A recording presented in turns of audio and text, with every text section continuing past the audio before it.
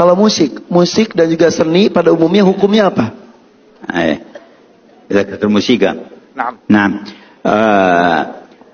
أصحاب الموسيقى وأصحاب الفن والغناء هم يتعاملون مع المشاعر، فإذا يكونون من أهل الذوق الإنساني.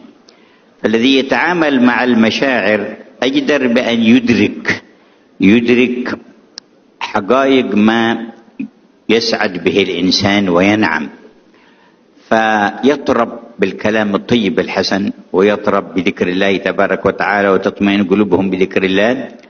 فالموسيقى ما لم يأتي فيه نص مثل المزمار فحكمه اجتهاد أهل العلم ما بين مبيح ومحرم، وما جاء فيه النص في الإباحة فلا إشكال فيه.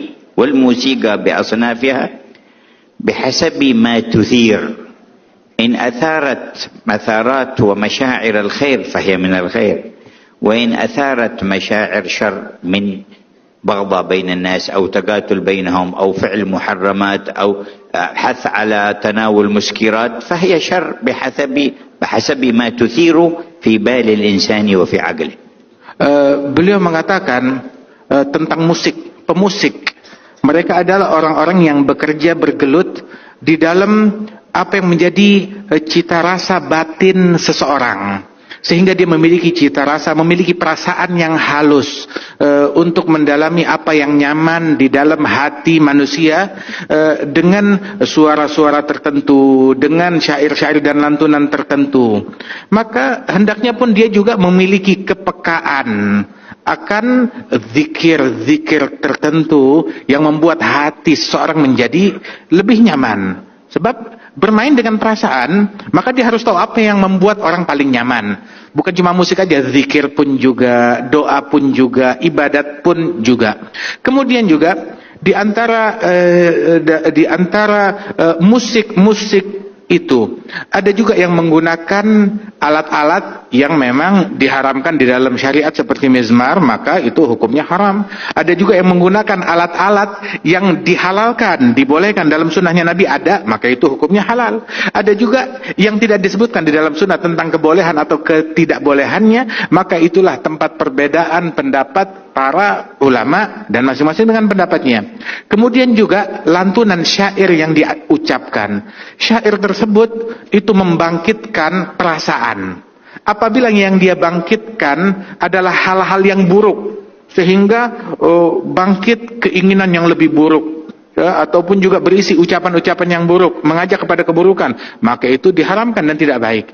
Tetapi kalau isinya mengajak kepada kebaikan, membangkitkan hal-hal yang baik pada diri seseorang, maka itu menjadi hal-hal yang baik pula. Jadi tergantung musiknya dan juga tergantung syairnya dan juga diseimbangkan dengan zikir, mungkin seperti itu ya.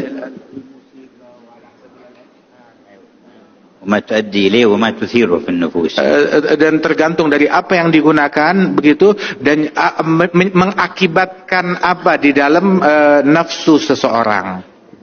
فإن نفس الإنسان قابلة للتأثر سلبا أو إيجابا. Sebab nafsu seseorang itu, dia itu mudah terpengaruh, baik pengaruh positif ataupun pengaruh negatif. فبعض الأغاني وبعض الموسيقى وبعض الصوت الحسن يحفز الإنسان لأن يبر والديه أو يحسن لأرحامه أو يسامح من آذاه أو يكون على استقامة، فهذا كله من الخير وداخل في الخير.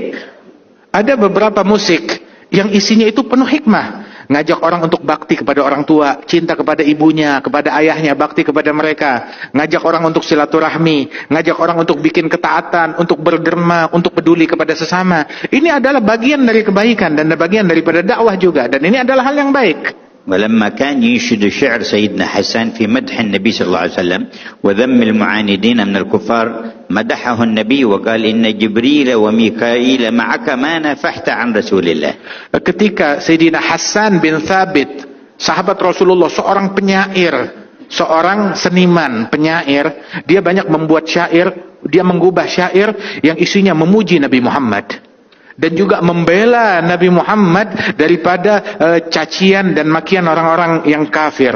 Maka Rasul SAW menyemangati dan mendukung apa yang dilakukan oleh Hasan bin Thabit dengan ucapan, sesungguhnya Jibril dan Mikail senantiasa bersama engkau di dalam syairmu, manakala syairmu itu isinya membela kepada Nabi Muhammad SAW. وكان أحد الشعراء أمية بن أبي الصلت له حكم يلقيها في شعره.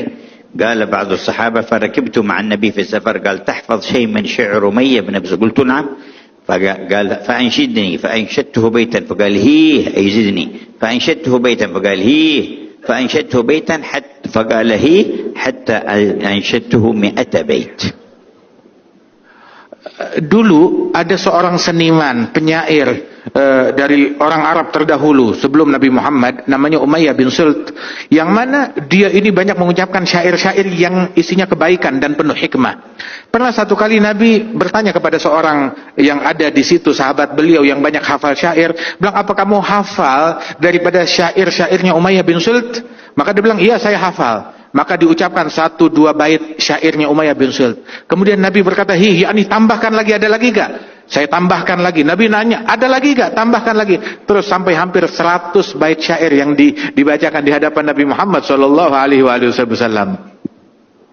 وكما تتأثر مشاعر الإنسان بالصوت الحسن وبالأنغام المناسبة، فكذلك تتأثر بالنية الصالحة وبالرحمة وبإرادة الخير وبالقيم الفاضلة تأثرا أكبر. Sebagaimana nafsu manusia, dia mudah terpengaruh dengan suara yang indah, dengan syair yang bagus, bangkitlah perasaan seseorang tersebut. Dia bisa terpengaruh perasaannya. Begitu juga perasaan dan jiwa seseorang itu terpengaruh manakala dihadapkan dengan niat yang baik, dengan rahmat dan kasih sayang, dengan kepedulian dari seseorang, maka itu pun juga memiliki pengaruh besar bagi lawan bicara orang tersebut juga. وقد دخلت سيدنا أبو بكر على السيدة عائشة وعندها جاريتان تغنيان ورسول الله صلى الله عليه وسلم مضطجع، فقال أمزمور الشيطان في بيت رسول الله؟ ففتح النبي وجهه وقال دعهما يا أبا بكر فإن لكل قوم عيد وهذا عيدنا. Pernah satu kali Sayyidina Abu Bakar masuk ke rumah putrinya Siti Aisyah, istri Nabi Muhammad. Bersama Siti Aisyah ada teman-teman mainnya, anak-anak begitu, gadis-gadis kecil begitu, yang mana mereka ini melantunkan nyanyian syair-syair yang baik bersama Siti Aisyah, dan di situ ada Rasulullah Shallallahu Alaihi Wasallam dan Nabi sedang menutup wajahnya.